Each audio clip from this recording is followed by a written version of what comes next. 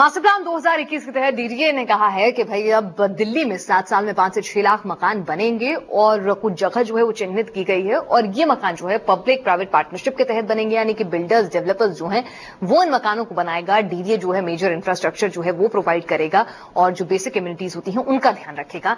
तो किस तरह से दिल्ली की जो प्रॉपर्टी मार्केट है आने वाले सालों में इस फैसले के बाद चेंज हो जाएगी और एक आम आदमी क्या सस्ते मकान का सपना अब देख सकता है या फिर ये सिर्फ मकान जरूर बनेंगे लेकिन पहुंच फिर वही हाई एंड यूजर के पास रहेगी। हमारे साथ टाउन प्लानर आरजी गुप्ता साहब हैं जो डीडीए के साथ भी एसोसिएटेड रह चुके हैं और हमारे साथ इस वक्त रिच प्रमोटर्स के गुड़गांव के डेवलपर जस इस वक्त हमारे साथ स्टूडियो में जुड़ चुके हैं। जस, आपका भी स्वागत है।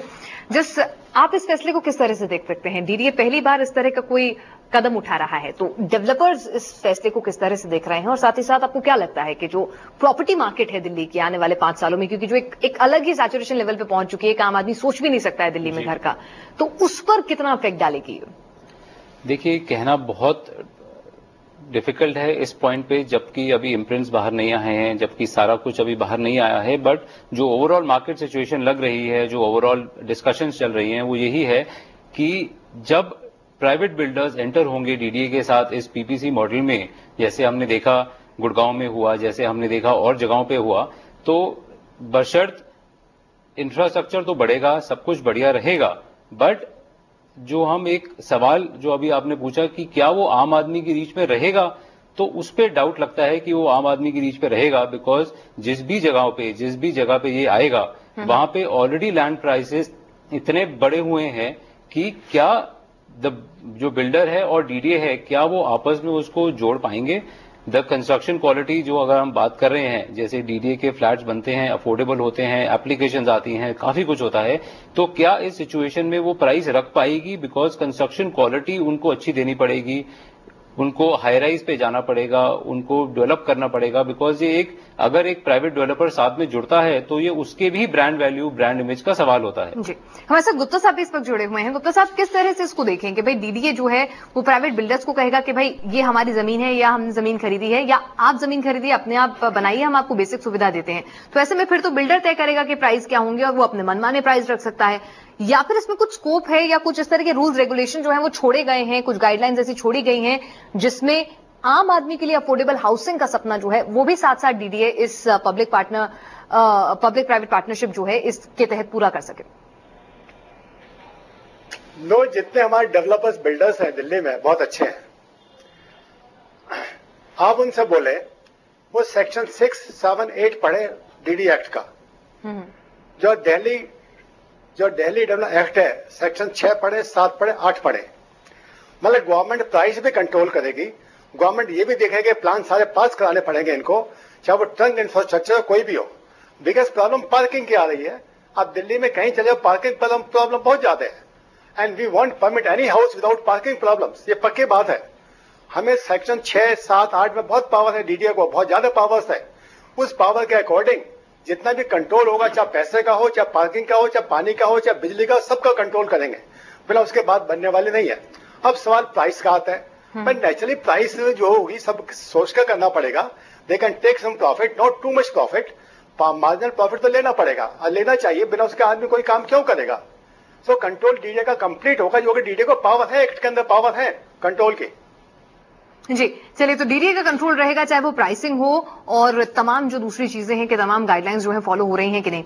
अलॉटमेंट किस तरह से होगा? क्योंकि जाहिर सी बात है दिल्ली में बहुत ऐसे लोग हैं जो दिल्ली में मकान खरीदना चाहेंगे और अगर इस तरह की ऑप्शन अवेलेबल होगी तो यहाँ पर बायर्स खुद ब खुद चले आएंगे और हाई एंड बायर्स की भी कमी नहीं है।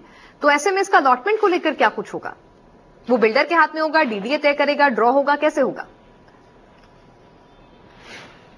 ड्रॉ होगा कैसे, सब बात की बातें हैं, लेकिन ये बात पक्की है कि प्लान उनको पास कराने डीडीए सब पढ़ेंगे, चाहे वो पानी का हो, बिजली का हो, पार्किंग का हो, सीवर का हो, ड्रेनेज का हो, एंड कॉस्ट प्राइसिंग भी पास करानी पड़ेगी। उसके बाद ही नेचुरली बात बनेगी, वरना लोग कोई लाइक नहीं करेगा। और आदमियों को लाइक करना चाहिए दिल्ली के अंदर, खासतौर दिल्ली के अंदर।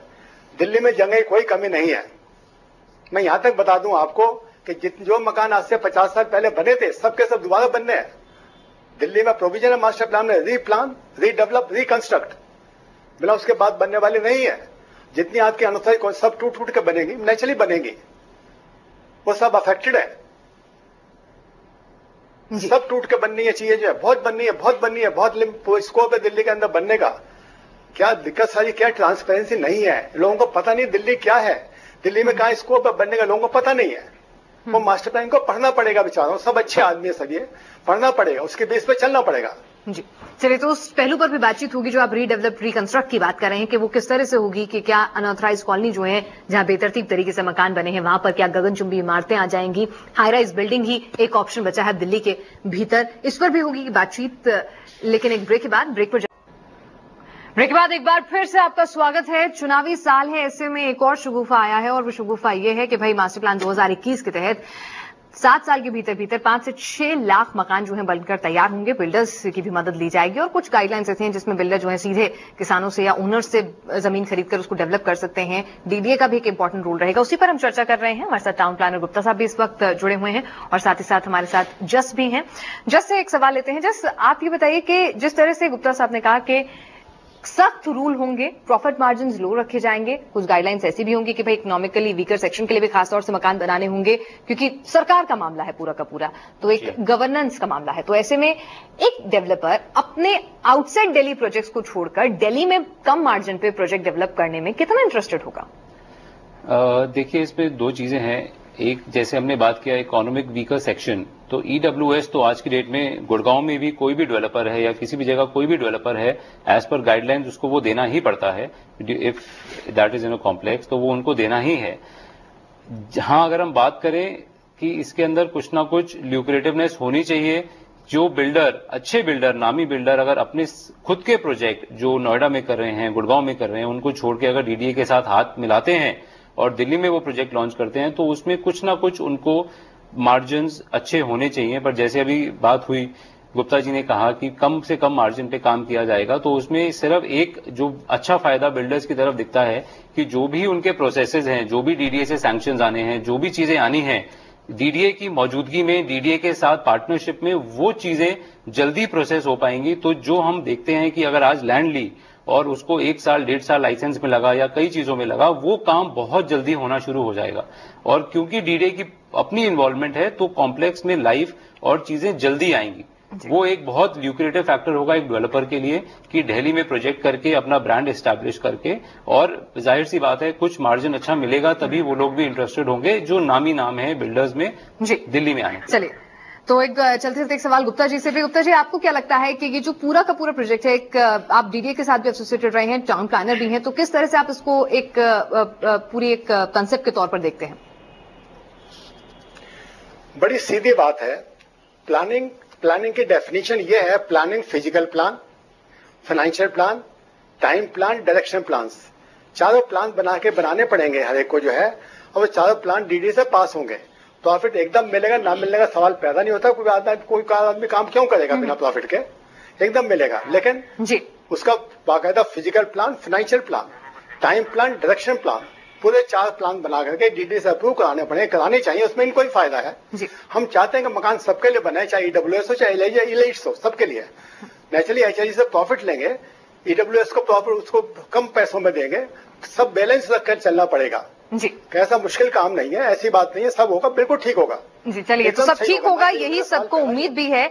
और जस साहब और गुप्ता साहब, आप हमारे साथ इस चर्चा में शामिल हैं, आपका शुक्रिया। तो फिलहाल ये तय है कि मकान बनेंगे, बिल्डर्स डेवलप करेंगे, लेकिन उन मकानों तक आम आदमी की पहुंच होगी कि नहीं, अलॉटमेंट कैसी होगी और कीमत क्या होगी, इस पर असमंजस की स्थिति अभी भी बनी हुई है। इस खास पेशकश में फिलहाल के लिए इतना ही, और जाते जाते आपसे पूछ रहे हैं सवाल, अन्ना